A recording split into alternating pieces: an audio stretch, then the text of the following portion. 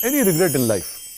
Sir regret कोई एक plot था जो बहुत कम पैसों में मिल रहा था और मैंने कहा अभी लेते हैं और कब लेते हैं और जब लेते हैं।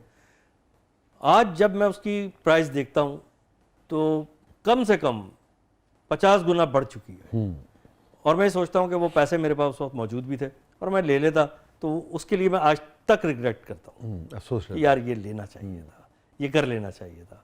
हाँ, ये एक अजीब सा वो होता है। ये अल्लाह ताला आपको सेहत दे, ज़िंदगी दे, सारी आपकी खुशियाँ पूरी करे, आमीन। मगर ये हमारे सोसाइटी का, इस खत्ते का एक अलमिया भी रहा है। जी जी आम आदमी का, हम सबका ही, आम आदमी से बता दिया कि जो भी मिडिल क्लास के लोग होते हैं, सोचते हैं कि भाई हम कुछ घर बनाएंगे। अच्छा, वो और चीज़ें जिस तरह से बढ़ रही होती हैं, इस पर बड़ा एक खौफनाक अफसाना है गुलाम अब्बास साहब का।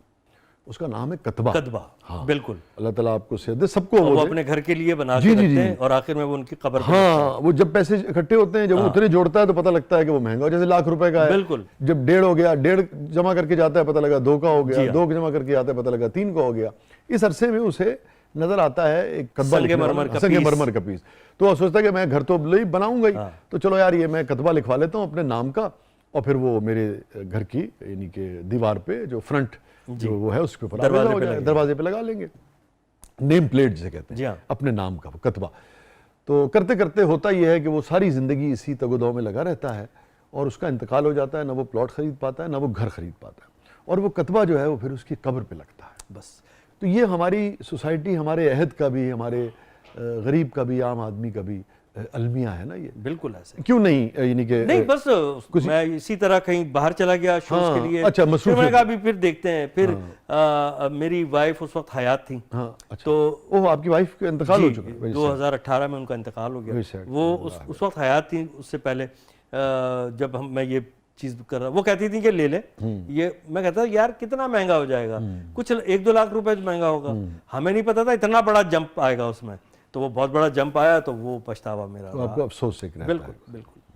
ये फरमाइए, मैं ये ज़रूर जानना चाहूँगा, एक आदमी जो इतना दुनिया को हंसाता है और इतना खुश रहता है, जहाँ आता है, जो सेट पे भी आता है, वहाँ लोगों से बहुत एक ज़िंदगी है ना आपके रवैये में, एक मिजाज में, ओवरऑल भी ना। आप जैसे मिजाज के आदमी का जब साथी, आपकी एज भी अभी ज़्यादा नहीं होने को, तो एक तवील सफ़र, अल्लाह ताला आपको सेहत और ज़िंदगी दे बाकी है। आमीन। वो मजलू इस्लाम साहब हमारे बहुत नामवर अफसाना निगार हैं।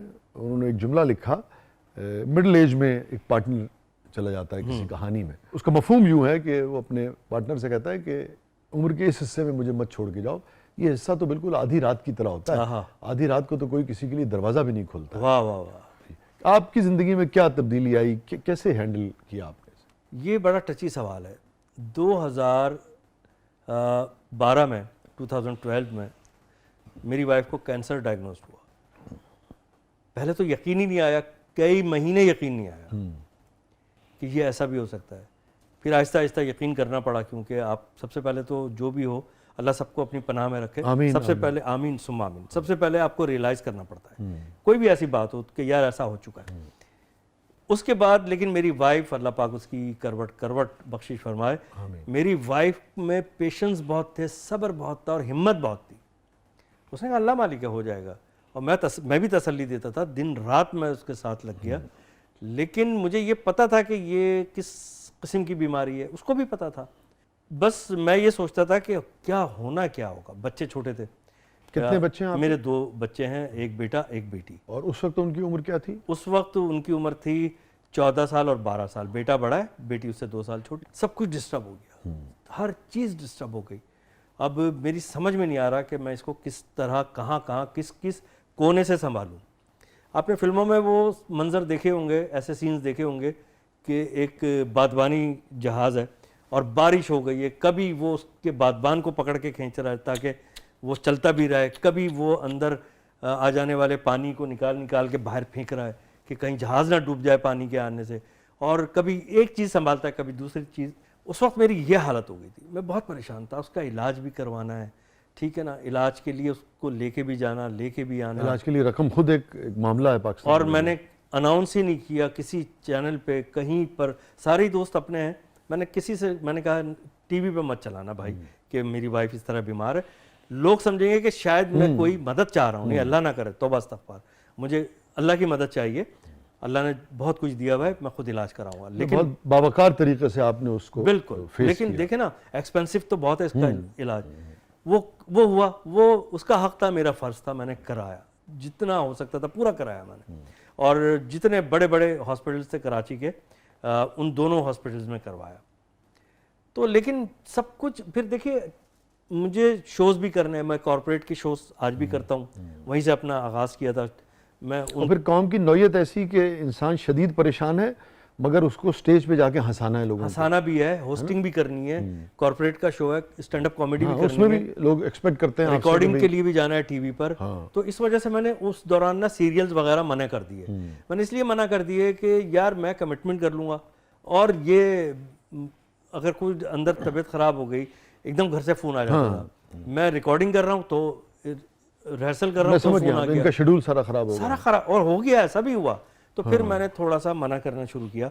घर पूरा उलट गया, बच्चों को भी तसल्ली देनी, सबसे पहले तो अपने आप को संभालना कि मैं अगर सही रहूंगा तो पूरा घर सही रहेगा। और वैसे आपकी शादी अरेंज मैरिज थी या मोहब्बत की? मेरी अरेंज मैरिज थी। मेरे मगर वालिद मुझे साहब की अंदाजा ये हो पसंद रहा है कि आपका बहुत मोहब्बत का ताल्लुक था। बहुत ज़्यादा कुर्बत। उसकी डेथ के बाद जो है ना, सबसे पहले तो मैंने फिर ये कहूँगा अपने आप को संभाला, बच्चों को संभाला। फिर बेटी मेरी पढ़ भी रही थी, अब आज माशाल्लाह वो MBBS डॉक्टर है बेटी। माशाल्लाह। बेटे ने फिर IBA से ग्रेजुएशन किया। माशाल्लाह। कराची हाँ, IB Karachi. IBS। IB Karachi का मतलब तो एक ब्रिलियंट होगा आपका जी बेटा, माशाल्लाह, माशाल्लाह। अल्हम्दुलिल्लाह।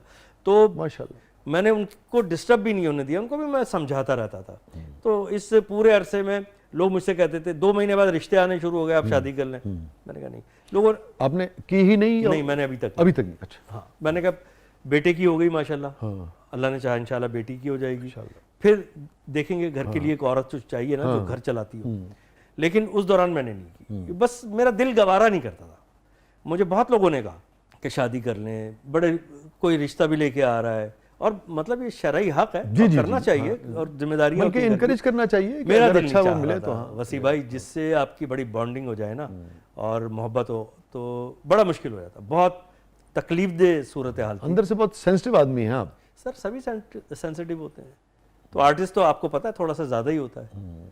अल्लाह ताला जी आपकी अहलिया के दर्जात बुलंद फरमाए, आमीन सुम्मा आमीन, और आपके कल्ब को सुकून आमीन अता सुम्मा फरमाए, आमीन।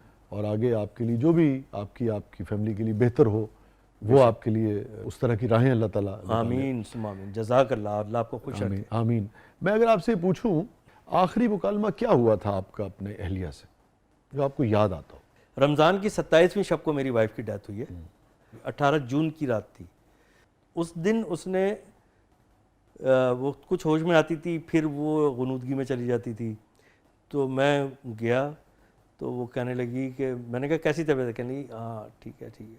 फिर कहने लगी बस ज़िंदगी आहिस्ता आहिस्ता ख़त्म हो रही है। उफ, ग्रेजुअली जिस तरह ख़त्म हो रहा था ना, उसको रोज़ अंदाज़ा हो रहा होता था, और वो तो मैं भुला नहीं पाता, मेरे दिमाग में, दिल में उसका वो जुमला अटका हुआ है।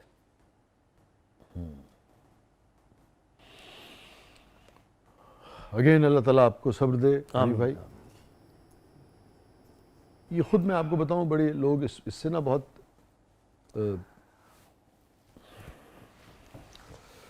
लोग इससे बहुत। अरे thank you sir, thank you very much, thank you.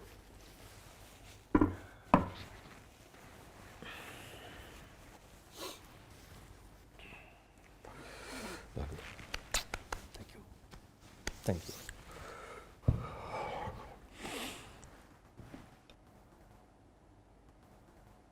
इस रिश्ते के हवाले से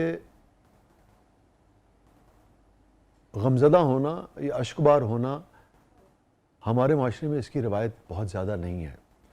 तो मैं समझता हूँ कि ये भी एक बहुत खूबसूरत बात है कि जैसे हम दूसरे रिश्तों के हवाले से सेंसिटिव होते हैं, ये जो रिश्ता होता है, और मर्द के लिए भी जो उसकी अहलियाँ हैं उनके हवाले से भी मोहब्बत और एहतराम, ये और तो वो भी तो कमी वैसी है ना जैसे दीगर रिश्तों की कमी होती है। बिल्कुल ऐसा ही है, बस अल्लाह पाक सब्र देने वाला है, और सब्र नहीं होता तो इंसान का दिल फट जाता।